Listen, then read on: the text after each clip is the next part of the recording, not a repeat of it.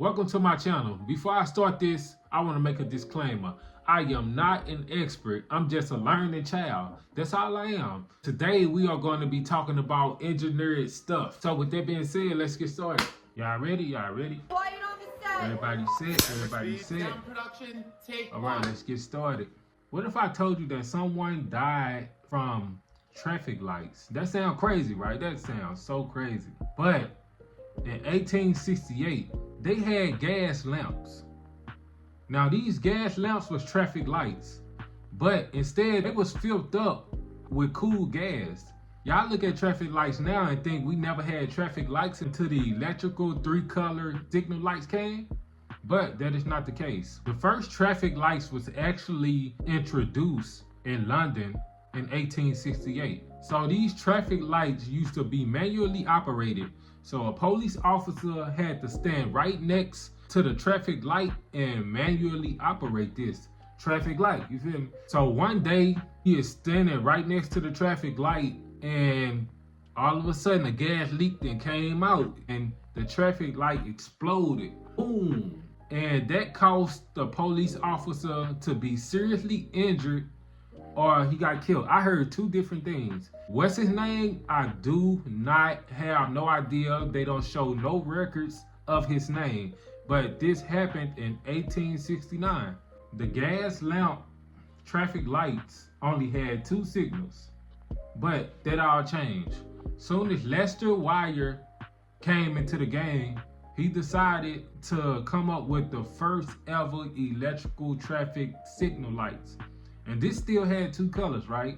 It only had red and it had green.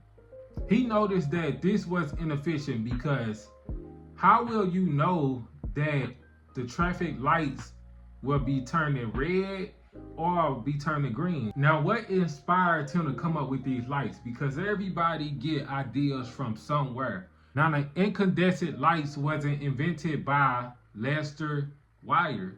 Incandescent lights was actually developed by Thomas Edison. So what inspired Lester Wire to come up with these lights are railroad signals. So railroad signals had traffic lights to direct the trains and everything. So he like, man, if the railroads can have that, then the roads can have it too. The streets can have it too. So why not? So that's what inspired him to go ahead and come up with the electrical traffic lights. I just got to give y'all a timeline of how we got to the modern traffic lights. Because a year later, we had a more refined traffic light in Cleveland, Ohio. And that came with an automatic timer. So the automatic timer was introduced, right? So in 1920, a guy named William Potts, I hope I'm saying his name right, P-O-T-T-S. So that's when in 1920 he came out with the yellow lights. So it's officially a 3-color signal traffic light. So everybody played a key role into doing these things right here, into creating this modern 3-color signal light today. I know we heard about Garrett Morgan. The only thing wrong with creating the 3-color light signal for these people is they never patented it.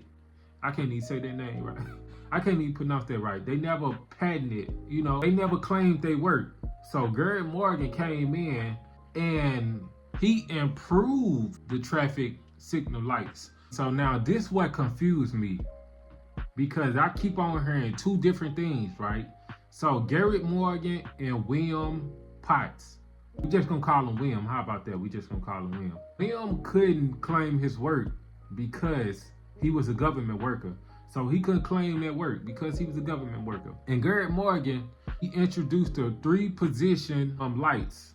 So that's yellow, green, and red. And maybe they said that because the other guys who introduced that didn't claim that work.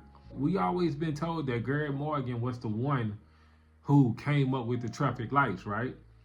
But a lot of people played a key role. As a black man, I would hate to say that, but it looked like a lot of people played a key role into developing these traffic lights and making it what it is today. So now we see a more developed traffic lights, and these traffic lights come with timing mechanisms. You ever come to a stop, right?